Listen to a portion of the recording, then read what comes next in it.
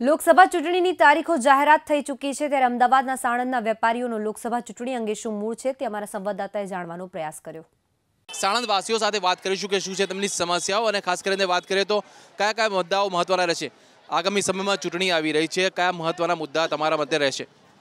આગળની ચૂંટણીમાં મહત્વના મુદ્દા મોંઘવારી બહુ છે ભાઈ, તો પૂરું થતું લારીઓવાળાને કંઈ માલ મોંઘો છે, પૂરું થતું નહીં। બેન, તમે લારી ચલાવો છો, કામ ધંધો કરો છો, કયા મહત્વના? પૂરું કરીએ છીએ સાહેબ, મોંઘવારી બહુ છે। શું તકલીફ પડે?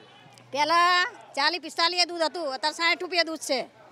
તો હાજે માલ મોંઘો તો હાજે 500-600 ના છૂટા નહીં આવતા, 400-500 રૂપિયા તો ઘરમાં જતા રહે, ત્યાંથી પૂરું કરવાનું સાહેબ। મોંઘવારીનો મુદ્દો નડી રહ્યો છે, આપને કયો મુદ્દો નડી રહ્યો છે? સાણંદની જો વાત કરો તો કયો સ્થાનિક મુદ્દો મહત્વનો? સૌથી વધારે તો મોંઘવારીનો મુદ્દો જ છે, કારણ કે જે બધી વસ્તુ ખેતીમાં મળતી હતી એના ડાંગરની ખેતી અમારે થાય છે અહીંયા, બરાબર? તો ડાંગરમાં પણ ટેકાના ભાવ નક્કી કરે તો ટેકાનો ભાવ તો આપ્યા નથી એમને। વધતા મોંઘવારી કોઈ પણ વસ્તુ શાકભાજી ખરીદો તો ગમે તે વસ્તુ ખરીદો તો 10 રૂપિયા ટામેટા મળતા હતા, અત્યારે 30 રૂપિયાના ભાવમાં મળે, બરાબર? બીજું ગમે તે શાકભાજી લેવા જો 40 રૂપિયાથી ઓછો ભાવ તો છે જ નહીં, તો એના લીધેથી બજેટ બધું અમારું ખરડાઈ જાય છે। ખેડૂતોની વાત કરીએ તો ખેડૂતોને 2022 સુધીમાં ખેડૂતોની આવક ડબલ કરવાની વાત છે સરકારની, શું લાગે છે? અજાલ અહીંયા આગળ જે આ કમાન એરિયા વિસ્તારની અંદર જે ફતેવાડીમાં આવેલો છે એ હવે આ વિસ્તારને અમદાવાદ જિલ્લાને નર્મદા વિસ્તારની અંદર મૂકવાનો છે। એના હિસાબે સિંચાઈની ખૂબ જ સુવિધાઓ વધી જશે અને ખેતીની આવક ખૂબ જ થશે।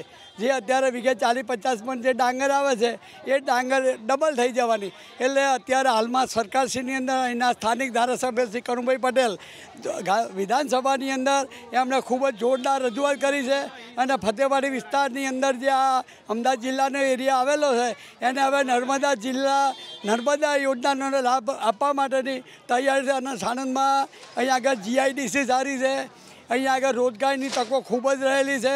વધતા હાઈવે ઉપરના જે ગામો છે એના પર ખૂબ લાભ છે અને ખૂબ જ ધંધા રોજગાર ખૂબ સારા છે। આ વિસ્તારની સમસ્યાની સાથે સાથે વાત કરીએ, ખેડૂતોને જે 2 વીઘાથી ઓછી જમીન હોય ખેડૂતોને 6000 રૂપિયા વાર્ષિક જમા કરવાની, એ સરકારની યોજના વિશે શું કહેશો? સરકારે અત્યાર સુધીની જે ભારતીય જનતા પાર્ટીની જે બીજી બધી સરકારો હતી એ લોકો ક્યારેય કિસાન વિશે કંઈ વિચાર્યું જ નથી અને ખાલી કિસાનોની ચિંતા જ કરેલી છે। જ્યારે આ એક જ ભારતીય જનતા પાર્ટીની અને નરેન્દ્રભાઈની સરકાર આવેલી છે કે એમણે કિસાનો વિશે વિચાર્યું છે, કિસાનોની બમણી આવક થશે અને સાથે સાથે તેમને જે 2 વીઘાથી ઓછી જમીન છે એમને વાર્ષિક 6000 રૂપિયા જે મળશે એ ખૂબ જ સારો નિર્ણય છે અને અમારા તાલુકાની અંદર ખેડૂતોએ આને ખૂબ જ આનંદપૂર્વક આવકારેલો છે।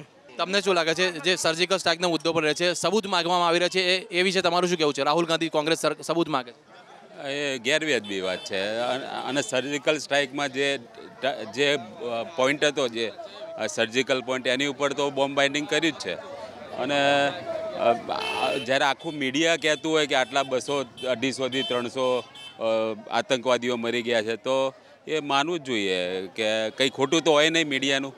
યુવાનો પણ આપણી સાથે ઉપસ્થિત છે, આપનું શું કહેવું છે આ વિસ્તારમાં રોજગારની સમસ્યા કેવું કંઈ ખરું?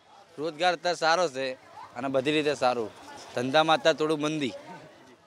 આપનું શું કહેવું છે? રાહુલ ગાંધી એક યુવા નેતા છે, પ્રિયંકા ગાંધી પણ હવે જોડાયા છે, પ્રિયંકા ગાંધીનો પણ પ્રભાવ જોવા મળશે?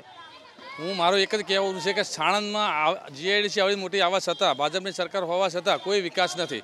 સાણંદમાં કોઈ બાગ બગીચો ફરવા માટે છોકરાઓને કોઈ વ્યવસ્થા છે નહીં, એટલે મારું એક જ કહેવું છે ભલે ગમે એ સરકાર ભાજપની ચાલતી હોય પણ સાણંદમાં કોઈ વિકાસ નથી। શું ઈચ્છો છો તમે? હું સાણંદનો વિકાસ ઈચ્છું છું।